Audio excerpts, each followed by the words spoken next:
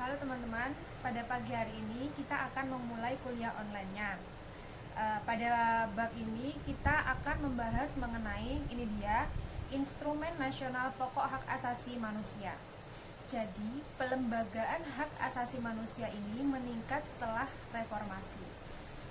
Hak asasi manusia setelah reformasi masuk ke dalam substansi Undang-Undang Dasar 1945 dan juga diatur juga dalam peraturan perundang-undangan lain, yaitu terdapat dalam Undang-Undang Nomor 39 Tahun 1999. Kemudian, perdebatan mengenai hak asasi manusia muncul pada sidang konstituante, di mana konstituante pada bersidang itu membentuk aturan untuk mengganti Undang-Undang Dasar sementara. Nah, pada tanggal 12 Agustus 1958 dibentuklah suatu drafting komite di dalam konstituante yang bertugas meringkas berbagai perdebatan dalam bidang HAM dan memformulasikan rancangan putusan-putusan dalam bidang HAM yang akan diambil dalam sidang paripurna. Laporan komite tersebut disampaikan 19 Agustus 1958. Di dalamnya terdapat 88 formulasi yang berkaitan dengan 24 macam hak yang berasal dari HAM. Dari daftar 1 yang asli, 18 hak-hak warga negara, 13 hak-hak tambahan untuk belum diputuskan apakah digolongkan ke dalam HAM atau hak sipil. Untuk masing-masing kategori ada satu usulan prosedural tentang bagaimana mereka harus diputuskan dengan baik. Setelah konstituante dibubarkan, Indonesia kembali ke Undang-Undang Dasar 1945 lagi kan. Nah, ini berarti kembali berlakunya ketentuan tentang HAM yang tercantum di dalam Undang-Undang Dasar 1945. Kemudian pada masa Orde Baru, MPRS ini berhasil merancang suatu dokumen yang diberi nama Piagam Hak-Hak Asasi Manusia dan Hak-Hak Serta Warga Negara. Namun pada akhirnya piagam tersebut tidak jadi diberlakukan dengan berbagai latar belakang. Jadi ceritanya, setelah Soeharto dilantik menjadi presiden penuh, MPRS sudah tidak bersidang lagi dengan alasan komposisi dalam pekerja MPRS tidak sesuai lagi dengan tata tertib MPRS. Dengan demikian, pembahasan hak-hak asasi manusia dan hak-hak serta kewajiban warga negara yang telah dikonsep oleh MPRS menjadi tidak jelas dan tidak diberlakukan lagi. Kita lanjut ke slide berikutnya. Tadi kan sudah dijelaskan, setelah Soeharto dilantik, Orde Baru ini dinilai anti terhadap HAM. Kenapa demikian? Karena secara konkret pendapat anti ini kemudian kita kan sudah lihat tadi ya, setelah presiden dilantik kemudian MPRS dibubarkan dengan alasan pekerjanya sudah tidak lagi sesuai dengan tata aturan MPRS ya kan. Tetapi hal ini tuh dinilai anti terhadap HAM pemerintahan Orde Baru ini. Kemudian secara konkret pendapat semacam ini luruh dengan sendirinya karena diberlakukannya TAP MPR nomor 17/MPR tahun 1998 tentang hak asasi manusia yang ditetapkan dalam sidang istimewa MPR tanggal 13 November 1998. Ketetapan ini dianggap sebagai penebus kegagalan ditetapkannya Piagam Hak Asasi Manusia dan Hak Serta Warga Negara oleh MPRS selama 35 tahun sebelumnya. Tanggal 15 Agustus 1998, Presiden B.J. Habibie telah menetapkan berlakunya Kepres nomor 129/129 tahun 1999 tentang Rencana Aksi Nasional HAM Indonesia 1998 sampai dengan 2003 yang lazim disebut dengan RAM-HAM. TAP MPR yang telah disebutkan di atas itu menegaskan kepada lembaga-lembaga tinggi negara dan seluruh aparatur pemerintahan untuk menghormati menegakkan dan menyebarluaskan pemahaman-pemahaman mengenai hak asasi manusia kepada seluruh masyarakat.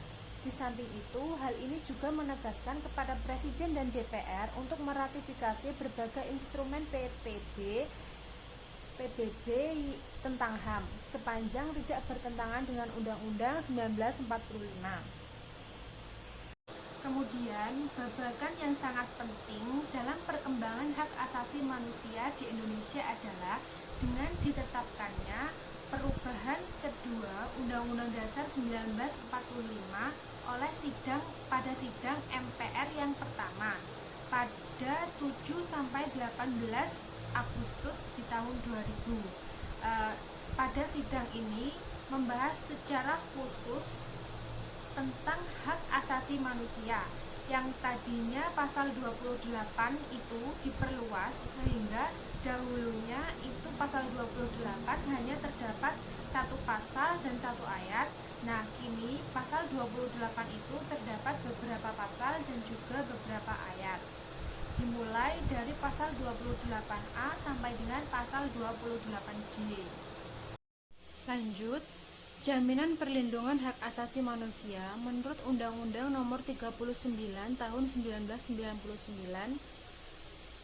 Langsung ke asas-asas perlindungan HAM menurut undang-undang ini. Tapi sebelumnya di dalam undang-undang ini dilandasi pula ada 3 hal. Yang pertama, undang-undang ini dilandasi dengan asas universal. Seperti yang disampaikan dalam DUHAM, asas universal ini memberikan jaminan atas perlindungan dan pelaksanaan HAM bagi warga negara. Dalam pasal 2 diterangkan komitmen Indonesia untuk menjunjung tinggi HAM dan kebebasan manusia. Yang kedua yaitu terdapat dalam pasal 3 dan pasal 5 yang menegakkan prinsip non-diskriminasi. Yang ketiga yaitu dalam pasal 4, jaminan perlindungan HAM tidak bisa dikurangi dalam situasi apapun. Hak yang termasuk ke dalam situasi ini adalah antara lain hak untuk hidup, hak untuk tidak disiksa, hak untuk kebebasan pribadi, hak untuk beragama, hak untuk tidak diperbudak, hak untuk diakui sebagai pribadi, hak untuk memperoleh persamaan di depan hukum, dan hak untuk tidak dituntut dengan dasar hukum yang berlaku surut. Setelah kita membahas 3 prinsip tentang asas perlindungan HAM menurut Undang-Undang Nomor 39 Tahun 1999, maka sekarang kita akan membahas mengenai asas-asas perlindungan HAM. Ini dia. Ada 4. Yang pertama, persamaan di hadapan hukum. Yang kedua, perlindungan masyarakat adat yang terdapat pada pasal 6. Yang ketiga, upaya hukum nasional dan internasional. Yang keempat, tanggung jawab pemerintah. Akan saya jelaskan satu persatu. Yang pertama, persamaan di hadapan hukum dan imparsialitas. Ini artinya yaitu setiap orang berhak menuntut dan diadili dengan memperoleh perlakuan dan perlindungan yang sama di depan hukum. Setiap orang tanpa terkecuali berhak mendapatkan bantuan dan perlindungan yang adil dari pengadilan secara objektif dan tidak berpihak. Yang B itu perlindungan masyarakat adat terdapat dalam pasal 6 Undang-Undang Nomor 39 Tahun 1999, yang artinya hukum adat ini melatar belakangi jaminan perlindungan HAM di Indonesia. Penegakan HAM di dalam masyarakat adat harus dilindungi dalam hukum, ya toh? Masyarakat dan juga pemerintah. Perlindungan HAM kepada masyarakat adat diakui secara internasional, diantaranya dengan Konvenan Internasional tentang Hak Ekonomi, Sosial, dan Budaya. Namun perlindungan tersebut itu terbatas kepada masyarakat yang memegang teguh hukum adatnya secara kuat, di mana hak-hak tersebut tidak bertentangan dengan asas-asas negara hukum yang berintikan kepada pengadilan dan kesejahteraan rakyat. Yang ketiga yaitu upaya nasional dan internasional.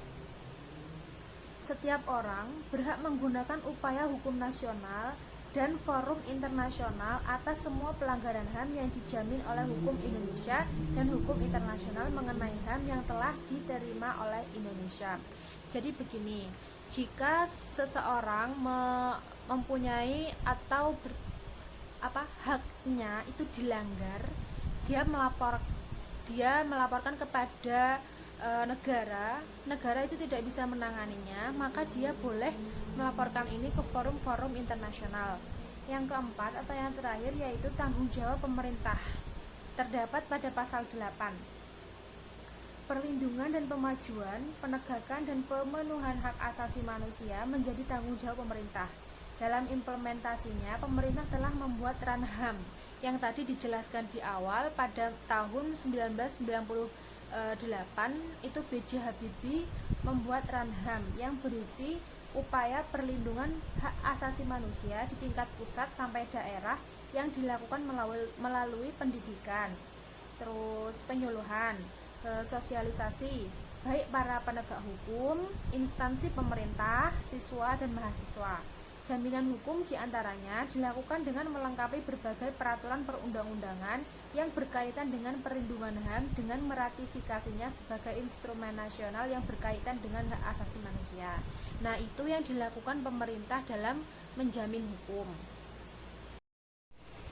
Selanjutnya yaitu kita akan membahas mengenai hak yang diatur dan dijamin dalam Undang-Undang Nomor 39 Tahun 1999.